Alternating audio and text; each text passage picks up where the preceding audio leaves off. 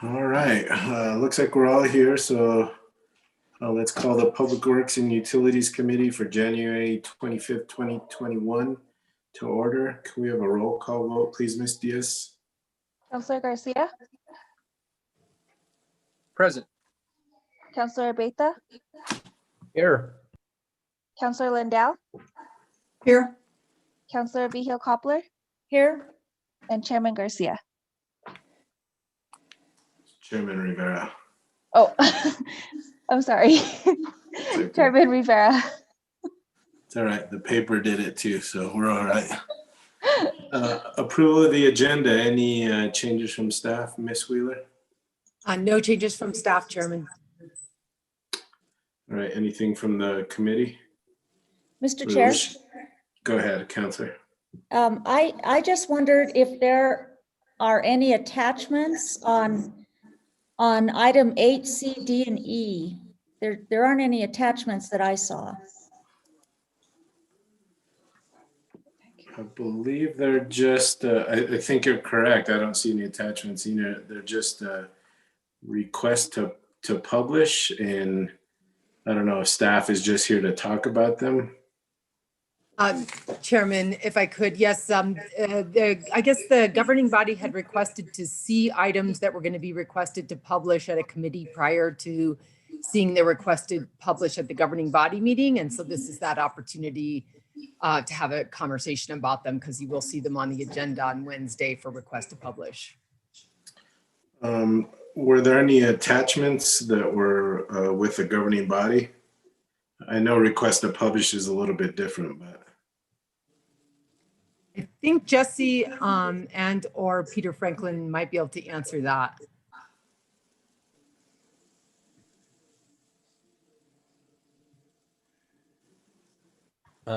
Mr. Chair, Councilors, I was out last week, so I don't know the status of all of the documents. I don't know what we have signed or what we don't have signed. Mr. Chairman, this is Peter Franklin. I prepared the documents and sent them in to Jeff Norris, I believe, and I assumed they would make it into the agenda packets. Perhaps not a good assumption. Yeah, so this is fairly new for us. I mean, we don't typically have requests to publish come into committee meetings, but we probably should have attachments with them. Councilwoman Vigil Coppler, when it comes to that point, you can either ask questions or we can take some other action at the committee level if you so choose. Well, the only reason I asked is because I didn't want to pull these things off consent so now I know, so that's okay. I know what's going on. Thank you. Thank you. Next is approve the consent agenda. Any changes from staff, Ms. Wheeler? No changes, Mr. Chair. Anything the committee would like to pull? Mr. Chair, I don't think we voted on approval of the agenda. Oh, I'm sorry. I interrupted you before you got started. All right, let's go back to approve of the agenda. So that was anything else from the committee? Move to approve. Second. A motion for approval from Councilor Vigil Coppler, second from Councilor Lindell. Any further discussion? Seeing none, can we have a roll call vote, please, Ms. Diaz? Councilor Garcia, Yes. Councilor Beta, Yes. Councilor Lindell, Yes. Councilor Vigil Coppler, Yes. and Chairman Rivera. Yes, thank you. Next, approve the consent agenda. Any changes from staff, Ms. Wheeler? No changes, Mr. Chair. All right, anything the committee would like to pull? I can't see you all, so Councilor Lindell. No, thank you, Chair. All right, Councilor Garcia, No, Mr. Chair, thank you. Councilor Beta, No, Mr. Chair, thank you. Councilor Vigil Coppler. No. All right. What are the wishes of the committee with regards to approve the consent agenda? Move to approve consent. Second, Second. Motion for approval by Councilor Garcia, second by Councilor Vihil Coppler. We have a roll call vote, please, Ms. Diaz. Councilor Garcia, Yes. Councilor Beta, Yes. Councilor Lindell, Yes. Councilor Vihil Coppler, yes, and Chairman Rivera. Yes. Motion passes. Thanks. Thank you. Approval of the minutes from January 11th, 2021. Any changes, Ms. Wheeler? No changes from staff, Mr. Chair. Any changes from the committee? Wishes of the committee? Move to approve. Second. Second. Motion for approval by Councilor Lindell, second from Councilor Beta for the minutes from January 11th. Any further discussion? We have a roll call vote, please, Ms. Diaz. Councilor Garcia, Yes. Councilor Beta, Yes. Councilor Lindell, Yes. Councilor Vihil Coppler, yes, and Chairman Rivera. Yes. Motion passes. Thank you. Public comment, Ms. Diaz, just want to confirm now that the meeting started that you have nobody that wants to submit a public comment. There are no public comments. And Ms. Mihalcik, anybody that's joined us that is here for public comment? No, Councilor Rivera, there's nobody here to speak. All right, so that portion of the agenda is closed. Thank you. We're on to presentation and informational items. First one is Public Utility Safety Report Update. Mr. Jones. Mr. Chair, members of the committee, thank you for your time. We did include in the packet, try to put together some information. The last meeting, it was asked to kind of just highlight some of the trainings that were occurring. So in the memo I included, I did do a breakdown between wastewater, water, and environmental services. Provided a list of trainings that have occurred and how many employees attended that training. And also asked the directors to include if there was any upcoming trainings that were planned. So that information is included in the memo for your review. I'll be happy to answer any questions on that. I did want to highlight that a few years ago, the Buckman Directive version transitioned to a computer software where they purchase seats for the employees, which allows their safety and training coordinator, Cesar Garcia, to interact with, especially with shift employees. So what they do is they receive the training via email. They're able to watch videos, to take quizzes, interact, and the software program that he uses actually tracks the training, the training credits, the scores of the test, who attended it. And so it's actually a pretty good program that now has been rolled out to the rest of the water division. And so the water division, specifically Source of Supply, TND, have also begun using that software. And we are now transitioning wastewater to use that software. So now they have picked it up and beginning to use that. So again, I want to make myself available to answer any questions to the existing training, but also wanted to point out that the city has some pretty interesting next steps. And so I do have representatives from HR, specifically Ashley Barella, who's here, that at the appropriate time, I'd like to have her introduce kind of the next step for the city, which is a local Gov university, a local Gov View, that I think mimics this outreach. So I'm pretty excited about what they're doing. I think it builds on some of the training platforms that utilities already has, definitely puts more tools in the toolbox for supervisors and getting those safety meetings out. So if I may, Mr. Chair, members of the committee, I'd like to just open it for questions, anything specific to my memo. And when it's appropriate, I would like to ask Ms. Barella to just highlight the next steps for the city. That sounds good. Thank you, Mr. Jones. Are there any questions? I'll open it up or start with Councilor Vihil Coppler, who I think requested this. So Councilwoman Vihil Coppler. thank you, Mr. Chair. Shannon, thank you very much for the report. I'm very impressed for all the things that are going on. And I think it's really important to always keep safety at the top of every employee's plus every division, section, department head and managers and supervisors. I guess the various and multiple for Buckman, since I'm chair of Buckman right now, I'm assuming those are things that are specific to the wastewater treatment, the Buckman diversion plant over there, or do you know anything about that? Mr. Chair, Councilor Vio Koppler. Yes, so definitely. So Cesar manages that. I think the reason it's various and multiple is this specific to BDD? Yeah. But it's also specific to the trades that work there. So again, I think you get a different training module for maintenance or operations or the lab techs, even the administrative staff. So I think that's why it's a various and multiple for that month would be kind of grouping it all together. They would all get specific emails based on their trade and their specialty. Thank you.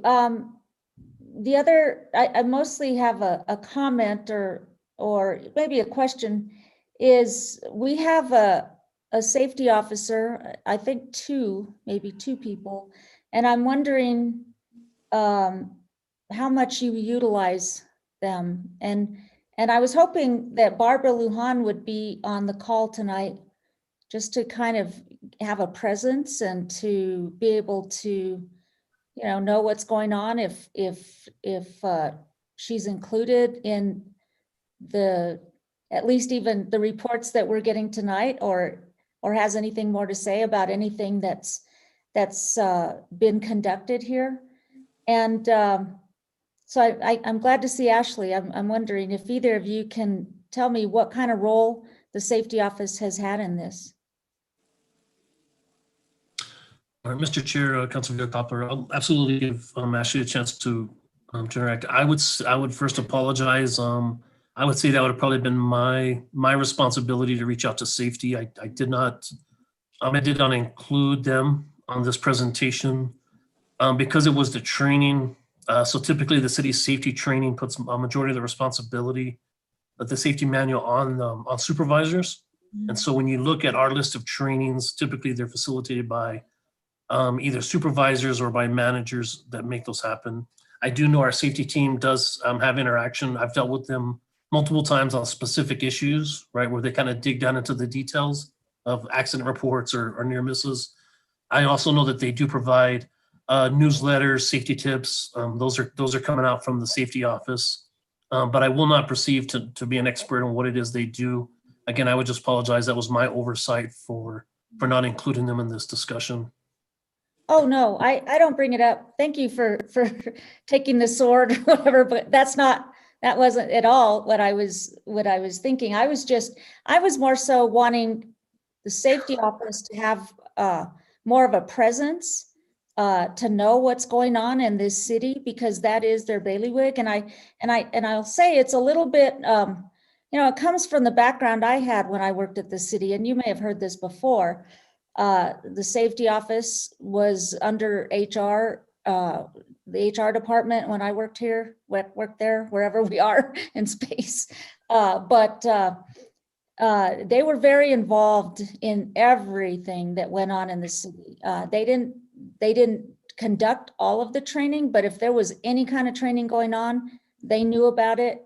They, sometimes they can learn from the people too. So it's a double-sided plus, where they can learn if they're present, just to, what's going on in the organization. And also, they can certainly give some assistance to employees in the future if they already know that some of these things are going on. My vision is to see a team effort, because safety is important to everybody. And I see safety as an enforcement arm, but also an arm where they can learn and they can, be there in the future to provide advice and assistance if they are aware of the training that employees have gone through. So I just, I know there's certain cases, certain things that have come before the governing body where safety maybe should have been involved. And so I'm paying a lot more attention now. But But I'd just like to see more of a team effort where they're really out and about in the organization. And that's the only reason I bring it up. So again, I just want to say that I'm very, very happy to see this training going on.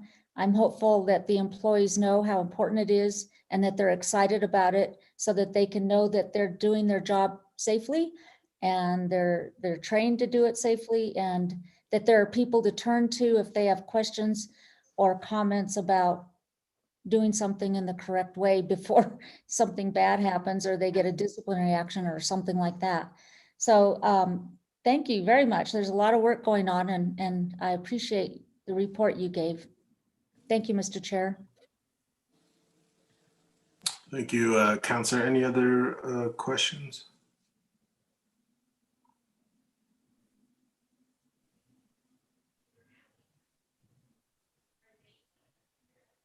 Sorry, I'm trying to make my way down the line, just make sure I don't miss anybody. Mr.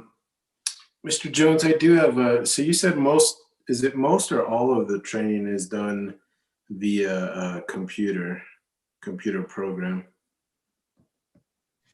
Mr. Chair, members of the committee. That's a good question. Currently where we're at, a majority of the trainings now are being done through the computer. At this time last year, I would have told you it was a hybrid, where we're in a classroom and with instructors bringing in safety or other specialists. So having these modules in place, as BDD as the example, really allowed us to ramp up quickly as we became extended in our learning along with some of our work. And so I was really impressed by the water division leveraging that and getting it pushed out, and wastewater's effort to also leverage this. And also excites me in some of the work that the city's doing. So what Ms. Barella will share with us is again that extended campus to use. I think at some point it will be my intent that it will go back to a hybrid, that you'll get emails and videos that you can interact, that you can work kind of on your own timeline. I need something done this month, so whether you get to it on Tuesday or Thursday, either way is okay. Just making sure you've interacted, but not replacing the in-person, the hands-on training that we're anxious to get back to, and so it would be my intent for it to be a hybrid. Now is mostly computer-based. All right, thank you. I imagine it has to be a hybrid because as I looked through some of this, like review of SOP procedures, that's going to be specific to us probably. Lift station on Monte Sereno, that's going to be specifically to us. So it's probably going to have to be a hybrid model, but it looks really good right now. I did have a question about, let's just go to the first page where it talks about, let's see, the first couple just looks at back safety, ladders and stairwells, and it says section all, number of employees 40, and then you go down to review of SOP procedures and back care. That says all as well, but only 31 employees completed. Is that what that means? Mr. Chair, that is correct. So the training schedule is laid out typically within a month or a couple within a month. On that particular one, either maybe there were some people who were absent that day, or we didn't do a follow up. So the intent was that it was available for everyone. Maybe there was a section that had something else that morning, maybe some planned work. Is there a specific number of hours that employees have to maintain in these specific departments, whether it's wastewater or water, to keep up their certifications? Mr. Chair, members of the committee, so for certification in water and wastewater, you are required continuing education credits. Safety meetings can be considered by the state to accept those. I would say typically safety meetings would be given at half credit. Right, so a 1 hour safety meeting would give you half hour of continuing education credits. So we do submit those. For safety meetings from our section, really it's required. What we're looking for is a monthly safety meeting, once a month at a minimum, that there's an engagement. We don't frame it within the hours because we know some change. and we want to leave that flexibility. It could be as simple as a 15-minute tailgate talk that we use in the field. But I've seen elaborate trainings where we've leaned on like the fire department, right, for a half-day confined space entry. So it is very versatile. So I don't want to say that there's requirements. I think we really want to base it on the training, but really what we try to enforce is at a minimum once a month that there's a safety component at a minimum that we're touching on.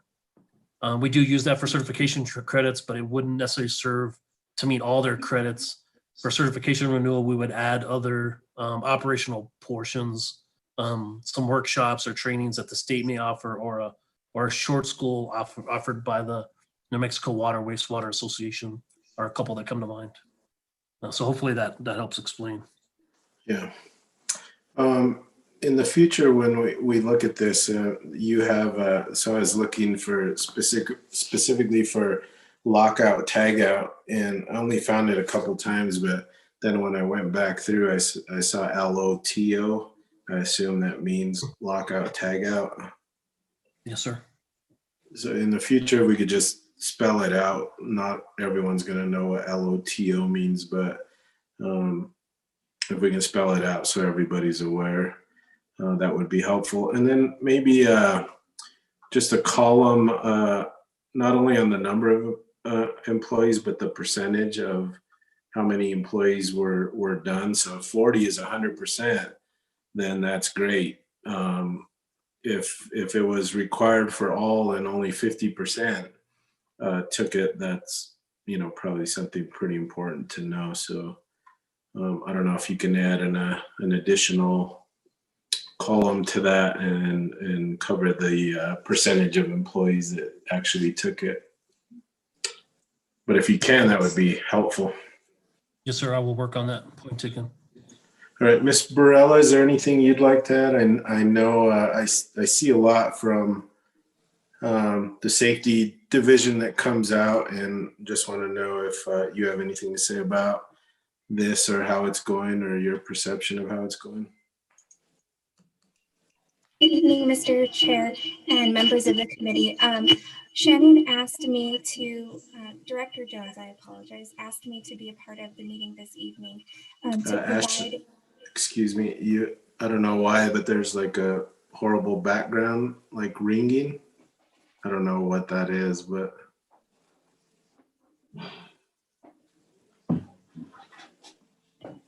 Is that better? Keep talking and we'll let you know. Okay, I apologize.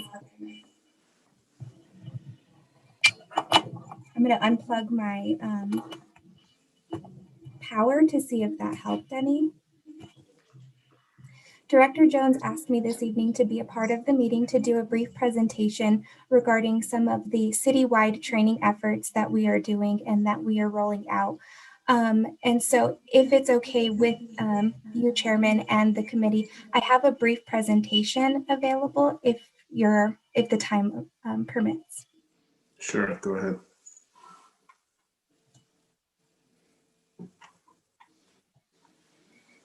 Bear with me, I'm trying to load my presentation.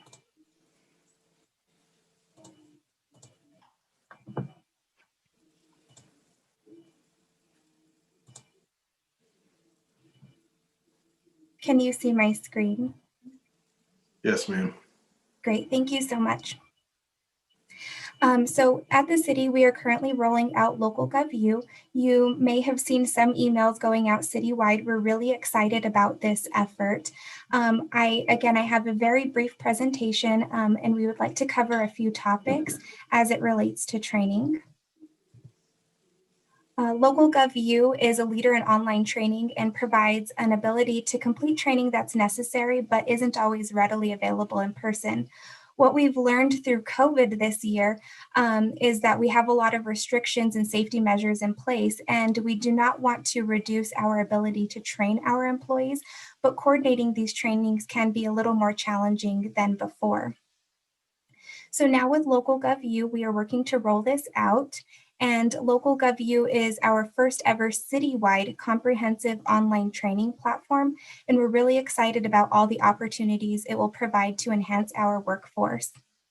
Local Gov View, we plan on using this as a tool to complement citywide training initiatives and in no way as a replacement of in-person or other training offerings. However, it will be extremely helpful right now during our current state of restrictions and safety measures. Local Gov View is really easy to use and it keeps track of all of your training history. And it'll give employees an opportunity to grow and succeed. And no matter the department or division, there are so many different training courses that are available. This little image off to the right-hand side of the screen is kind of what the platform looks like. And so employees will have a personalized training platform and dashboard. With Local Gov View, they offer a variety of training topics, anywhere from customer service. The topic today was regarding safety trainings. There are a vast variety of safety trainings that we will be partnering with the safety division, which is now under emergency management, so that they will also have the ability to assign and utilize the trainings that are offered through Local Gov View if it meets the criteria that they are looking for, and assigning those out to staff.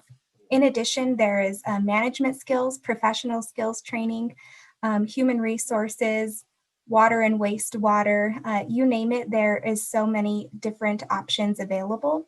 And there's hundreds within each of these categories. Local Gov View will be available to all city employees and they'll receive a personalized invitation if they haven't already to activate their accounts and start their training.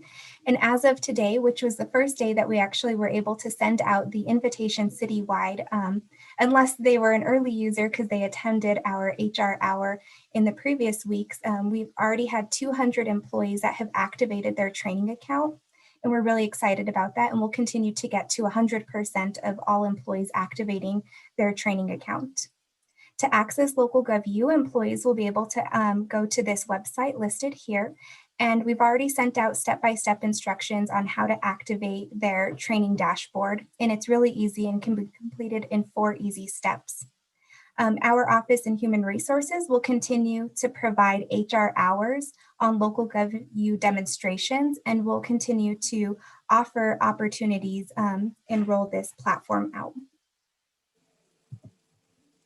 To get started with Local Gov View, we'll be beginning with a core curriculum, which is a learning plan that has the foundational courses that are important for all employees. And we've listed them here below. So we will start with ethical behavior for local government, diversity in the workplace, anti-harassment in the workplace, sexual harassment in the workplace, and workplace bullying. So this will build our core curriculum for all city employees.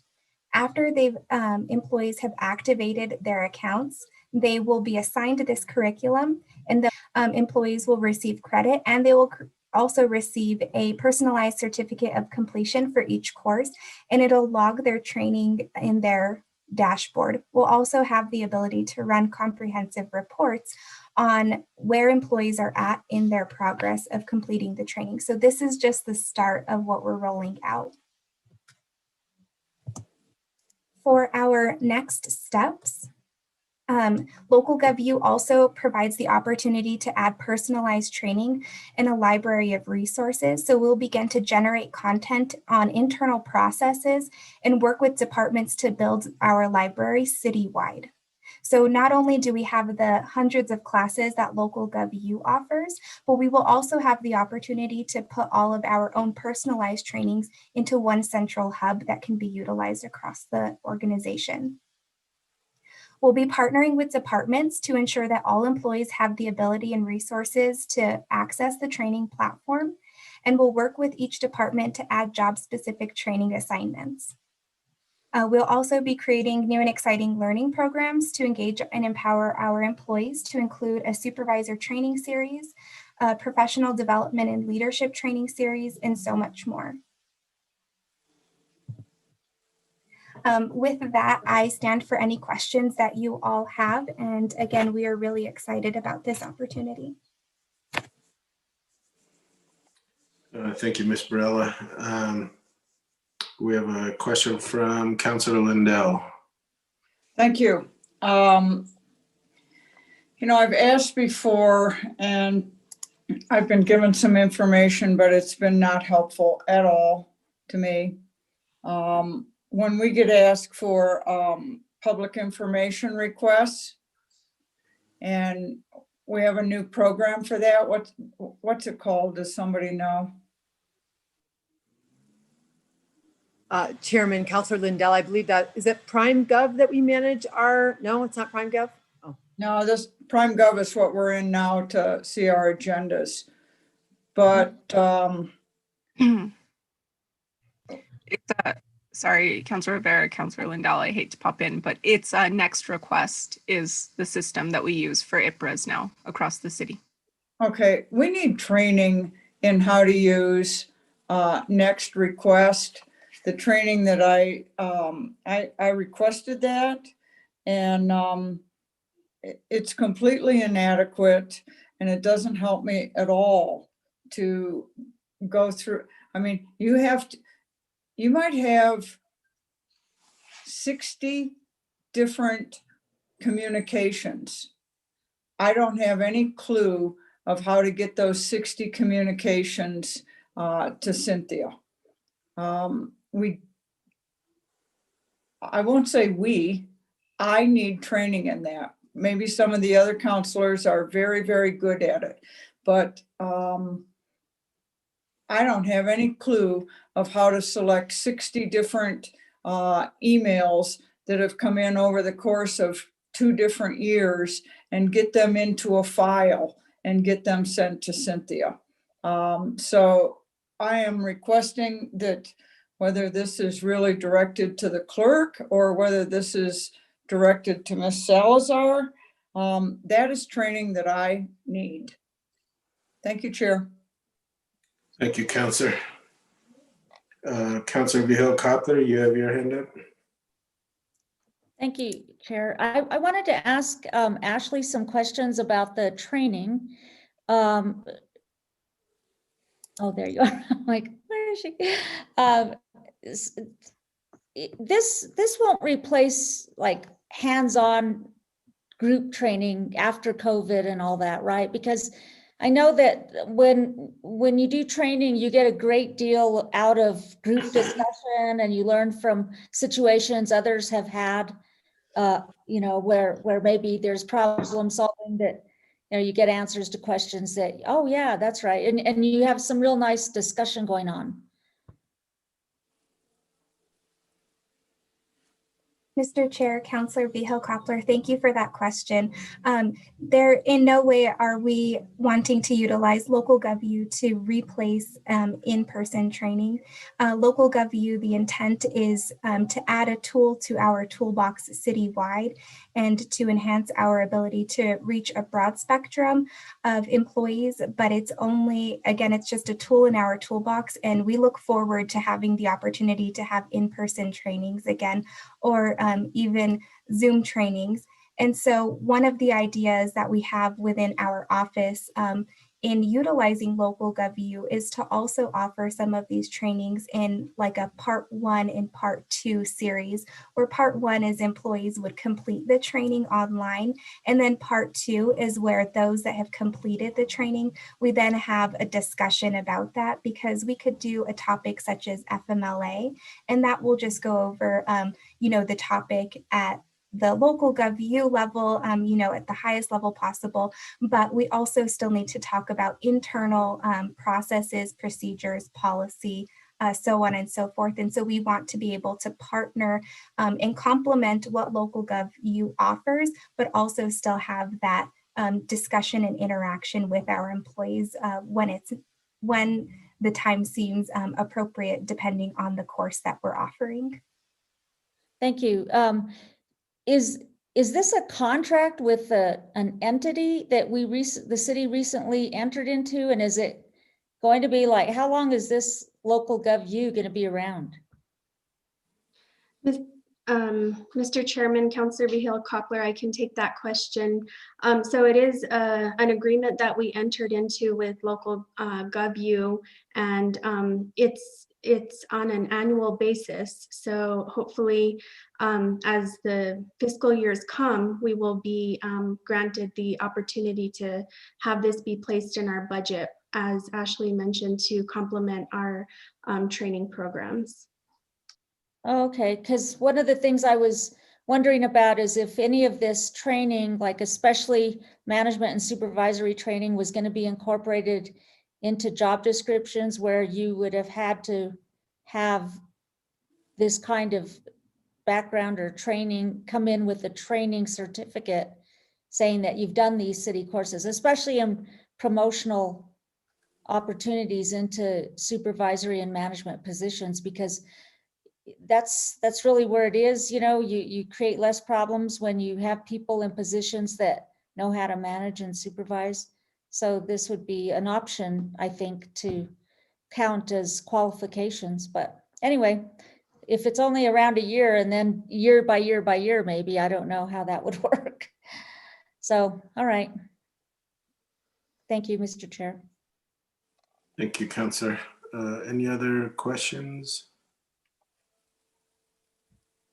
I do have a couple questions myself. When are employees given, or when will employees be given time to actually do these trainings?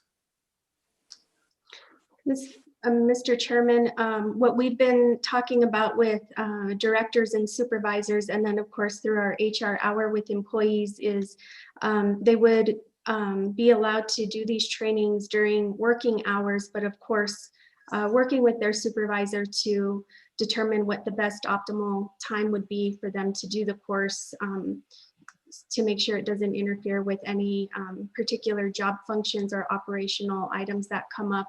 But we would prefer that they do it during their regular work schedule. All right, and I heard Ms. Barella say that if you had a training that was specific to the city or your division, that you could actually, I guess, videotape it and then show it to people that were maybe gone on vacation or something else. Is that correct? Mr. Chair, yes, that is correct. The platform also provides for the ability for us to upload what they call community courses. And so it's our own individual content that we would be able to create trainings for. It could be a video presentation that we could add, or it could be something as simple as a PowerPoint. And departments will also have the ability, while we partner with them, to add their own customized tests or quizzes along the way. So there's a lot of flexibility and opportunity within the platform. All right, thank you. And then maybe for Ms. Salazar, but this is a little bit of a concern that this is being brought up by human resources. It deals with potentially some safety courses, yet safety is in a different division. So how are you guys working together to make sure that everyone's on the same page and people are taking the trainings and doing what they need to do? Mr. Chairman, that's a really good question. And so when we first started rolling this out, we have talked with Barbara Lujan and Kyle Mason, since they now report under emergency management. And so as we continue to develop the courses and the curriculum that will be granted to employees, the access that they'll be granted, we will meet before the safety courses are released, and making sure that it's appropriate, and also working with the department directors and supervisors to make sure that it aligns with their operations as well. All right, and I'm gonna put you on the spot a little bit. This is why you get paid the big bucks, but based on the question that I just asked, is safety in the right division? Should it be under HR? Mr. Chairman, I think there's pros and cons to having safety in different divisions or departments. I think safety in the city of Santa Fe has bounced around to several departments throughout the years. And when you look at other organizations, sometimes it's in HR, sometimes it's actually in the legal department. Sometimes it's in public works. I think the most important thing is if there's good communication and there's a common vision, then things will get done and get worked out. But like I say, there are pros and cons to having it in HR versus emergency management.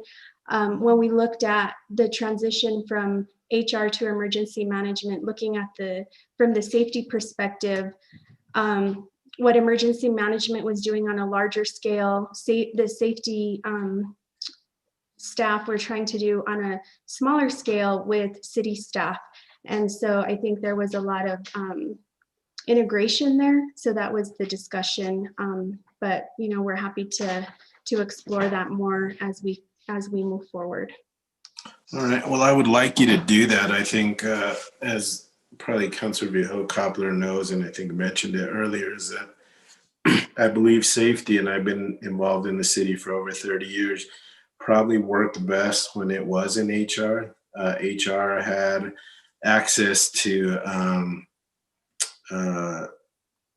tuition assistance, tuition funding. They always had communication with the community colleges to be able to see if there were ways to apply all these computer trainings to some kind of degree, associate's degree, if it was applicable.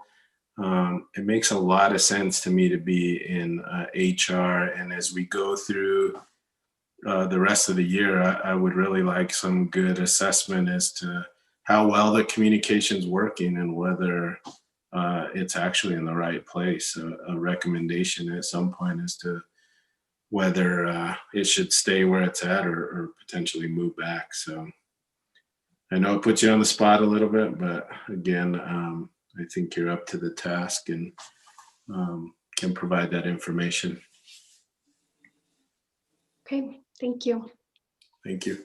Any other questions or comments? Mr. Chair, Councilor Viejo Coppler. I think I would also like a perspective of the safety. I guess, I don't know if it's a section division, I don't know what it is, but I'd like to have some kind of perspective of how well they think it's working where it's at and where might it be better served. So just in addition to whatever compiling of information like you just asked for. Yeah, definitely a good question. And Ms. Salazar, probably as we get into this next fiscal year budget discussions, that is probably going to be a topic we'll all want to know about. So if you can start to gather some of that data, I think would be helpful. Okay, I can do that.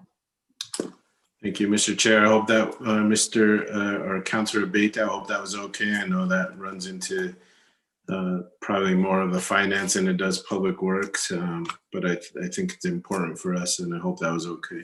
Yeah, I agree. Thank you, Mr. Chair. Thank you. All right, any other questions? Comments? I don't see any. All right, thank you, Mr. Jones. Thank you, Ms. Burrell and Ms. Salazar for being here and making the presentation. Thank you. Have a nice evening. Thank you. Next on the Public Works Safety Report, Ms. Wheeler.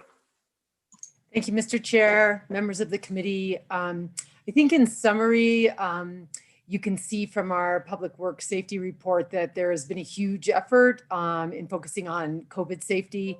Of course, Public Works was responsible to provide all the disinfection throughout the city facilities. So we did a lot of training with the custodians. We trained ourselves quite a bit on, best practices and then deploying fogging. Transit was providing transportation and still is to people that may have COVID or do have COVID. So they immediately ramped up and got best practices for making the buses safe for the drivers and lots of procedures there. Of course, the facilities team also was responsible for installing barriers. And so that's really been a huge focus. And all of our divisions are essential workers and really didn't stop work for a day when COVID hit. And so they did things like dividing the crews in half.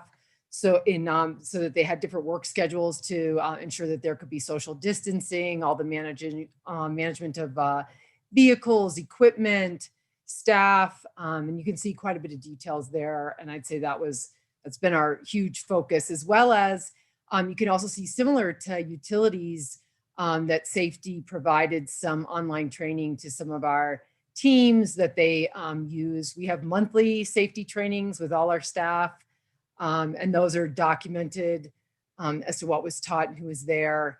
It's not all in your report. Some of them are, but we haven't been reporting that. So I've asked people to start keeping that information electronically.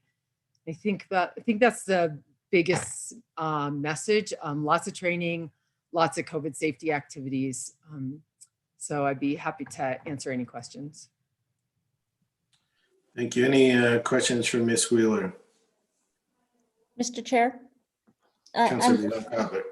Thank you. I want to ask the same question about the involvement of the safety division in any of the safety trainings that you've had here.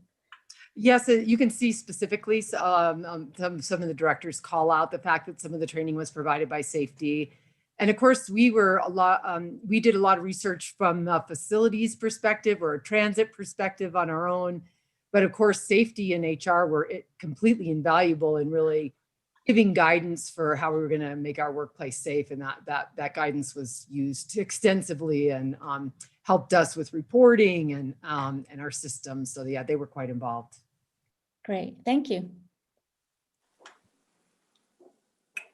Any other questions or comments?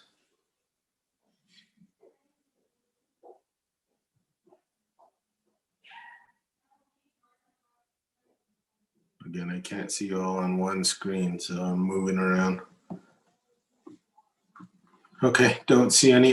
Ms. Wheeler, if you, Mr. Jones, can get together and sort of decide how you want to report it so it looks the same on both platforms, I think that might be helpful, so that we're not looking at one that's a Excel spreadsheet and the other one that is a Word document. I think that has everything, just so we're looking at everything the same. I think they both give great information, but I think each of your different divisions can maybe put into the Excel spreadsheet form, which I think was a little bit easier for us to read and get through. And unless anybody else has any other ideas, but I felt that was the easiest thing to read and provided information and sort of done the same way. I don't think we need to know the names of the people that attended the training, but just the number and then the percentage of people in the department that had the training. That would be great. Mr. Chair, that would leave out quite a bit of the information that we provided, since a lot of our activities for safety were around creating COVID safe workspaces, creating procedures. And so, I don't know, it seems like that you really just want to focus on the training from here on out. I think maybe that is the message. That's what I'd like to focus on. I don't know if anyone has something different that they want to look at, but that's the important thing to me, is that we're doing the trainings, who's doing them, and that they're actually being done, that employees are actually getting the training. Okay. Does anyone else on the committee have a different opinion?